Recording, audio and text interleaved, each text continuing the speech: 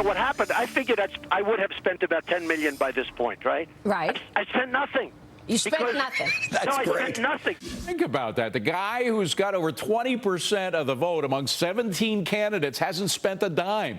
Former McCain campaign director Ford O'Connell on how Jeb Bush should be beside himself. Ford, doesn't it tick you off a little? You probably spent so much of your time fundraising, trying to figure out ways to come up with. This guy's got more publicity than any of the 17 candidates. Everybody already knows his face, and he hasn't had to spend any money at all.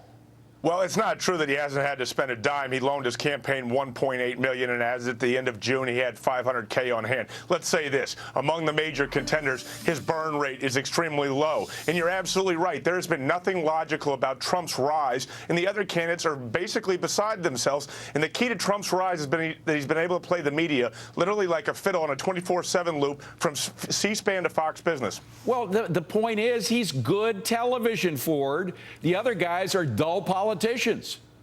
Well, you're absolutely right. He is entertainment, and it's not just his message. He is connecting with a lot of people, and frankly, we're all hanging on every word. I mean, he was just basically trolling Jeb Bush the other day in New Hampshire with nothing new to say, and that in itself made news. The question is whether or not this media ride is going to continue for Donald Trump. Well, okay, here's the point. Eventually, he's going to have to come up with big bucks. Eventually, when you're running for president, when he's running against a Democratic nominee, if he becomes the nominee, he's going to need a lot of money. And then the question is, who contributes to a guy with $10 billion?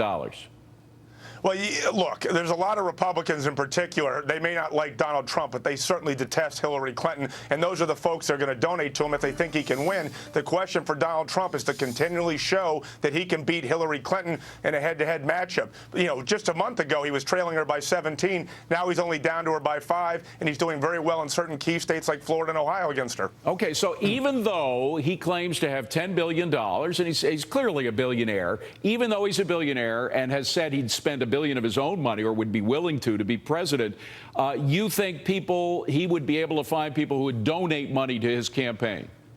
Well, yes, I absolutely do, because you have to understand something. If he spent $1 billion of his own money, he'd essentially be broke. And to take on Hillary Clinton, you're going to need $1.5 billion, $2 billion. He recognizes this. But I think the bigger key is in the Republican primary. At what point is he really going to have to start raising money? Because at some point, he's going to have to run a ground game, not just an air war. And that requires blocking and tackling at the polls. All right. So just to put a fine point on it, I think I heard you say total, all in, he's going to need $1.5 to $2 billion from now till the time if he becomes president, for him to be president, correct?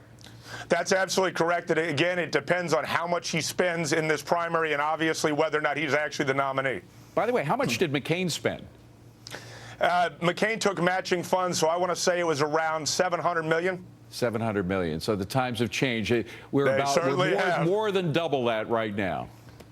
That's absolutely right, and it's going to continue this way. And I'm afraid that by the time we get to 2020, you may need $5 or $6 billion, because essentially we've jumped from $750 million, $780 million to $1 to $2 billion now. And frankly, you got to understand something else. It was actually Barack Obama who started this onslaught, because he didn't take matching funds against John McCain. And now in the super PAC era, it's honestly how much can you amass and hoard? Right. It's so funny. The guys who say they're against big money in politics, they're the ones who actually started. Ford O'Connell. They're against it until they need it. I know. Former McCain campaign director. Good to see you, Ford. Thank you very much. Check again on the markets.